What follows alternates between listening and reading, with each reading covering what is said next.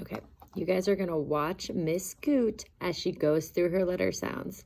And then I want you to go through the slides and do them all on your own. So she's going to start with M, P, P, S, S, A, Remember, that is our short A sound.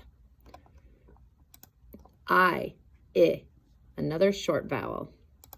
C, K, N, N. Remember, I want to see those teeth. N. O, another short O sound. And our last one for this week is E for elephant, Remember, A, and I are our vowel sounds that we have learned this so far this year. So make sure you're really, really trying to say those correctly because they are confusing.